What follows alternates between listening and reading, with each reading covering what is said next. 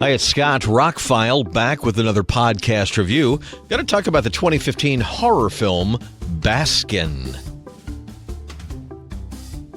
Written and directed by Can Evrenol. I can't pronounce anybody else's name. This is a Turkish film. I had no idea. I had heard the name of this horror movie a few times. There is a new 4K edition out from Severin, which is a U.S. boutique label. It's first time released in 4K that I'm aware of. It did come out on Blu-ray a few years ago, and I had never seen it. Never really investigated much about it. It's just one of those, has all those blurbs on the front. A horrific trip into hell kind of movie. You know, you have to temper that with expectations and all that. But with the 4K copy coming out and the price was right, I was like, I need to finally see this movie. So I watched it last night. The short version, and I will keep this spoiler free because a lot of people haven't seen this movie. It is basically a story of 5 police officers in Turkey. They are on a bit of a break. They're having conversation. They're eating dinner. They're whatever. And they get a distress call in a town not too far away. So they need to go over there and check out the distress call. And they find an abandoned police station and inadvertently enter hell. I mean, I don't know how else to describe it.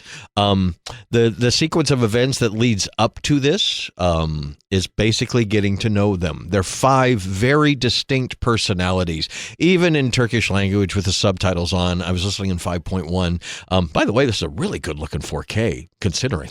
I'll get to that in a minute. But you learn that, you know, there's a nice guy, there's a professional guy, there's a jerk who wants to pick fights all the time, you know, and how these 5 personalities, how you come to know them is important with what happens later in the film.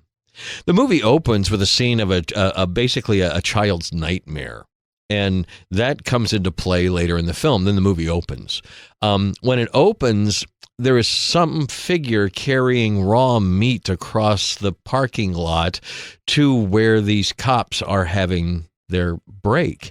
And they spend a lot of time showing us how the meat is prepared and put on the grill. And it's almost horror movie-esque in how that's done, and the sound effects. It was like, well, this is kind of setting a tone.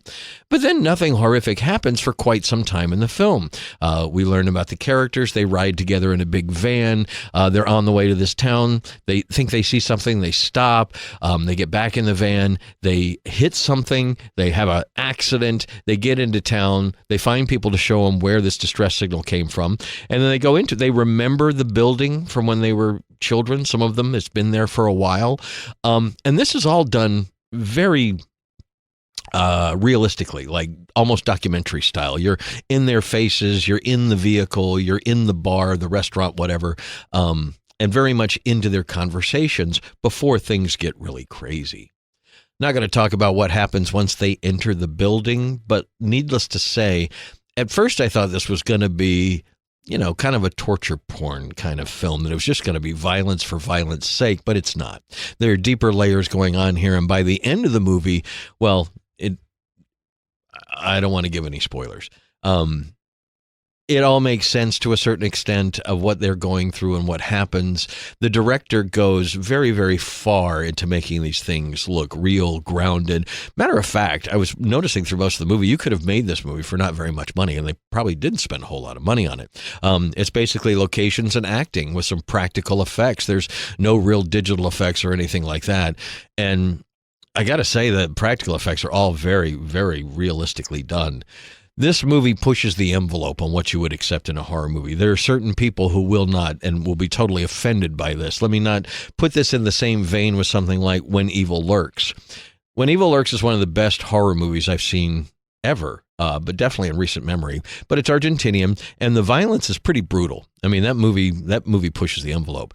This movie goes beyond that. And I won't say it's as good as When Evil Lurks, but if you like extreme horror movies of a B-grade nature, this is an extreme horror movie of almost an A24 nature. The director and the people working behind it, there's a documentary on the Blu-ray that comes with the 4K, spends about 20 minutes going back, 10 years later, going back to where they filmed it, telling the stories of how they filmed it. They filmed it in 2 different locations on different sides of Damascus. It's very interesting. It's very fascinating. And these people really love movies and love the theatrical experience. And they talk to the actors. And again, most of it's in Turkish, although the documentary is mostly in English. They can speak English. But I was pretty impressed with the film. Again, it's not for everybody. There's a few scenes that even for me, it was like, I was expecting something horrible, right? And there's a couple scenes of, well, that's pretty horrible. That's up there with like bone tomahawk type stuff. But then it goes even a little further than that. And it will offend if you have offendable sensibilities. But when I watch a horror movie, kind of all bets are off. I mean, I've watched the Terrifier movies and things like that, so I can handle the violence, but it took a while to get to the violence. And because you know the characters, by the time it gets to what happens, it has more gravitas, more import to it. The main bad guy, if you want to call him that, the villain of the piece, is someone who has a disease in real life, so that makes his appearance very strange. That works well with the movie. This is also someone who I guess he learned from what they did on Event Horizon that we never saw, but he hired people like amputees and stuff to be in some of the scenes, so they could literally look like they were missing limbs, because they are. It's not a special effect or anything digital. And to talk about the 4K, Severin is a boutique label, but they do a really good job with their 4Ks. All of the movies I've gotten from them, especially like the old Italian horror movies and things, are just immaculately done. Really great transfers directly from the film elements. And this is as slick as anything coming out now.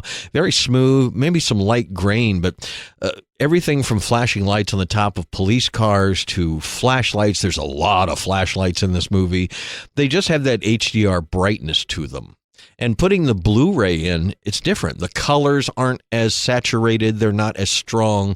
The brightness is not, because this is a very dark film, but when bright things happen, you obviously want it. And looking at the HDR10 data on my 4K player, it's not a very bright movie. It's a very dark film, but there are things that punctuate the darkness, or like a scene will be washed in red light coming from somewhere, and that needs to be represented well. And it looks fine on the Blu-ray, but the 4K really pops. There's really no extras on the 4K disc. It's the movie, very high bit rate, 5.1 Turkish soundtrack. It does have HDR10 applied. Looked fantastic. I thought much better than I expected. And on the Blu-ray, you get the 20-minute documentary. You get some other behind-the-scenes commentary stuff. And then there's several short films, including the short film that Baskin is based on, and I watched that too. The germ of the idea of the film is there in 13 minutes, but the movie is an hour and 40 minutes, and there's just so much more to it. They took some scenes almost verbatim from the short film, and then there's other scenes they made much better from the short film. I would watch that still after you watch the movie, not before. You don't really want any surprises for the hell that is coming. A lot of reviews have called what happens hell for several particular reasons, and just be prepared for what you're going to watch. I would not recommend this to the casual horror fan or the horror fan who likes the A24 movies in the theater. This is pretty brutal, and it is a descent into hell, and they've captured it well. And it's interesting that like the filmmakers are very nice, jovial, happy guys. It's funny when they talk about the film, and they even get back together with some of the actors who went through these horrible things, you know. They seem to be very nice people. So I don't know what else the director has done. I will find out. I mean, I don't watch a whole lot of Turkish films. This is one of my first, I think. But I got to say, Baskin earned its reputation, and it is worth a watch for people who are into extreme horror. This is not something that would play in U.S. theaters. I don't know if ever. But you know, if you're into that kind of thing, this would be your cup of tea. It was definitely worth a watch, and the 4K edition is quite spectacular, actually. For the decent price it is, you get a lot of extras and a really great transfer. So all in all, 2 thumbs up for the film if it's your cup of tea. If it's not, go watch one of the more recent A24 horror movies. Those are really good, and When Evil Lurks, I can recommend that one. But this one was truly a descent to hell, and, well, you have to decide if you want to take that ride. It was definitely worth watching if you can stomach it.